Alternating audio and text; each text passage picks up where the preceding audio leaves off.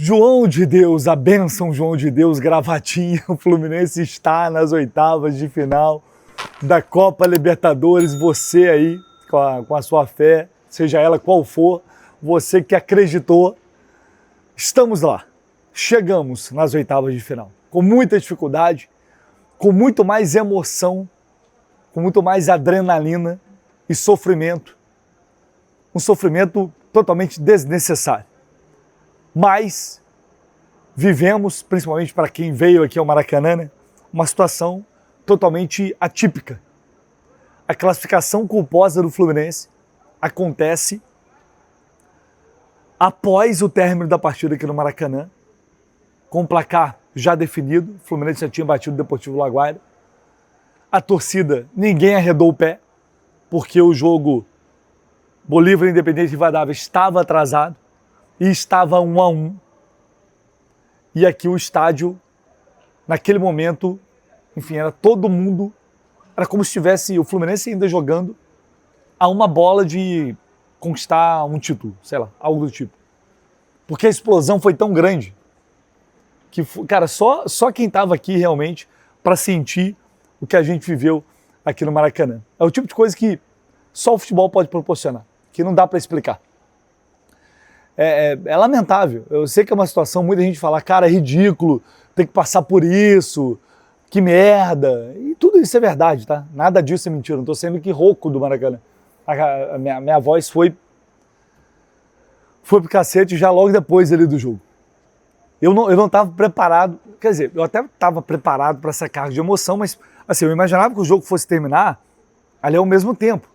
Então, isso meio que você ele tá ligado no jogo aqui e tal, mas da forma como foi, o roteiro, ele foi espetacular, porque o jogo aqui já tinha acabado, o Bolívar tem uma chance no final, os caras deram um susto, o Independente Rivadavia já tinha perdido um gol cara a cara, o maluco perdeu um gol na pequena área, e aí depois sai o gol do Sebastián Vidia, que a gente falou tanto dele, né, que ele tinha sido convocado pela seleção colombiana, voltou, porque não vai disputar a Copa do Mundo, começou no banco, entrou no segundo tempo, fez gol.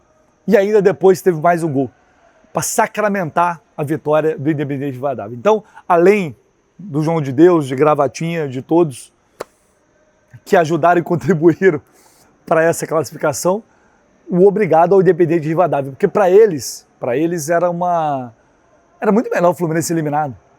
O Fluminense é um time que está passando por um momento ruim de baixo, mas numa oitava de final, daqui a quase 2 meses, é outra realidade. Né? É outra realidade. Então, para eles era melhor eliminar o Fluminense e classificar o Bolívar. Meus caras foram lá, jogaram sério e ganharam o jogo. O melhor time da fase de grupos, atropelou o grupo, fez o que a gente esperava que o Fluminense fosse fazer. É evidente que a gente vai debater a partir de agora o tanto de coisa errada que a gente está vendo, que não é a desse jogo, é da fase de grupos inteira da Libertadores, de uma fase que ela continua, a gente vai falar disso, e aí é o lado mais racional, que obviamente tem que entrar nesse debate. Mas hoje eu me permito o lado emocional. Hoje eu me permito me apegar mais àquilo ao empoderável, aquele lado místico. E aí, de novo, cada um acredita, né, no que achar melhor. Mas por que eu estou falando isso? Porque eu disse a semana inteira, falei, gente, não importa. Agora sim, o passado a gente não pode alterar, porque a gente pode mudar o futuro. Mas para a gente ter um futuro, a gente tem que estar lá. A gente não pode morrer aqui. A gente não pode morrer na praia. A gente tem que chegar lá. E por isso era necessário chegar nessas oitavas de final. O Fluminense teve aqui no Maracanã uma oportunidade para recomeçar. Para começar do zero.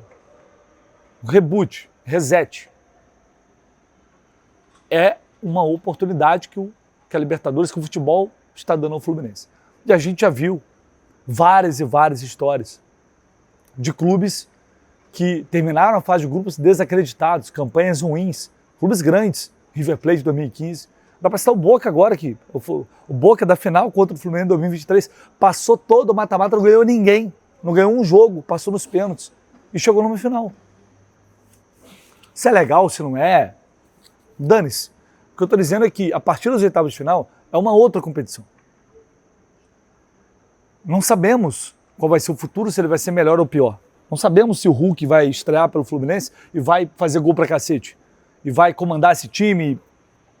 Se o Fluminense vai fazer uma boa janela, se a gente vai perder jogadores importantes, se vão chegar outros, não dá para saber.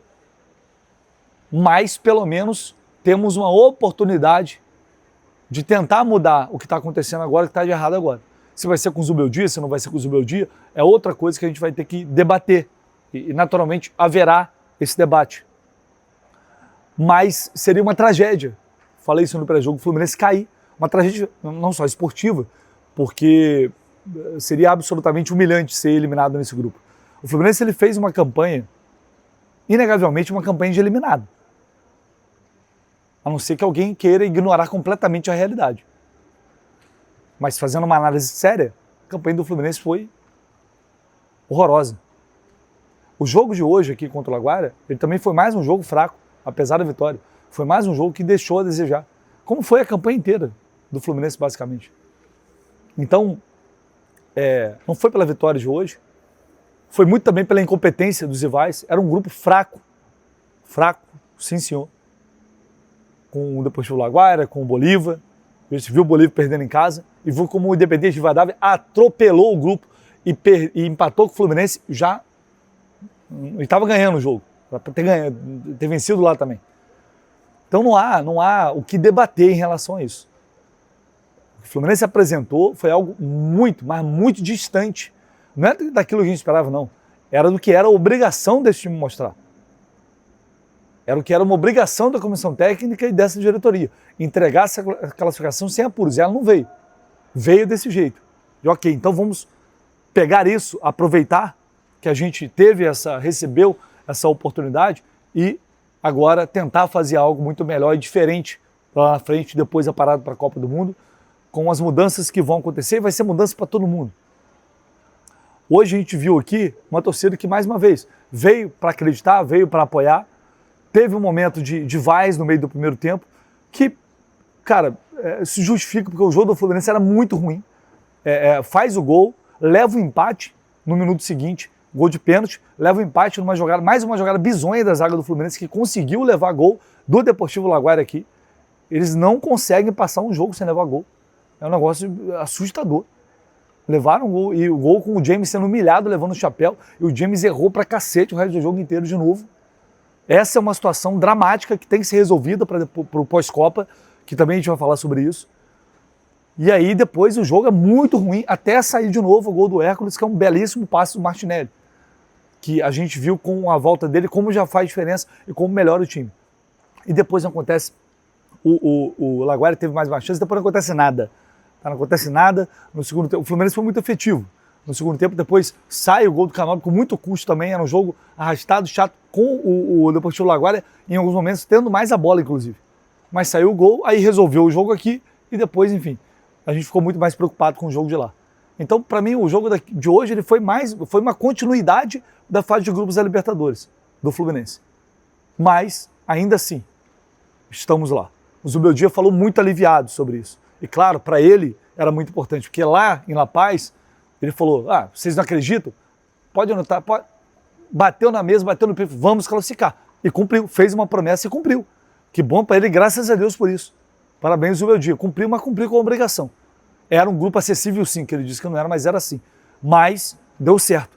Ele meteu bronca e conseguiu essa vaga. Para ele, obviamente, foi um alívio. E ele falou isso aí na entrevista que ele tive, foi uma declaração interessante que eu acho que vale destacar.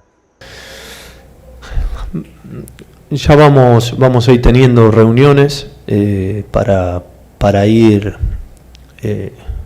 viendo los movimientos que pueda haber, pero sí destacar la tarea de estas tres personas. Hay muchas más personas trabajando, ¿no? Toda una estructura que en momentos adversos, más la gente del staff, toda la gente que trabaja día a día, ¿no? Gente de prensa también, no es fácil hoy en día trabajar en un club porque hay la pasión aflora rodada tras rodada y la responsabilidad es muy grande para la gente que conduce el club, que maneja el club, pero yo viéndolos de adentro, cómo están juntos en momentos difíciles, cómo exigen en momentos que son buenos, no es que nos conformamos.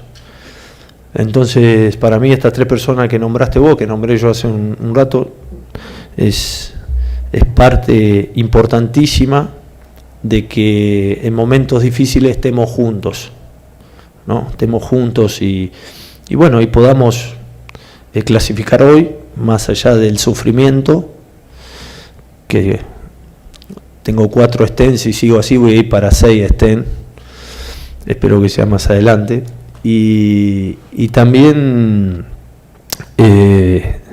para planificar lo que viene, así que vamos en busca de seguir mejorando. No, acá muda todo, estamos en Sudamérica, hay que ver los movimientos que hay, quién te toca en el cruce, está todo muy parejo, no sé, hay que ir serie tras serie, por supuesto que mi fe es inquebrantable, estoy convencido de lo que hacemos y de lo que hace el grupo y bueno, iremos fase tras fase e esperando a ver que equipo toca, não? Então a gente repara que ele fala com muita confiança do que ele está fazendo, de que ele vai recuperar o trabalho, de que ele vai recuperar o grupo. Ele fala de confiança no grupo, ele fala que, enfim, do equilíbrio, da dificuldade que é, de que tem muita coisa para acontecer até lá, que não tem como prever o futuro.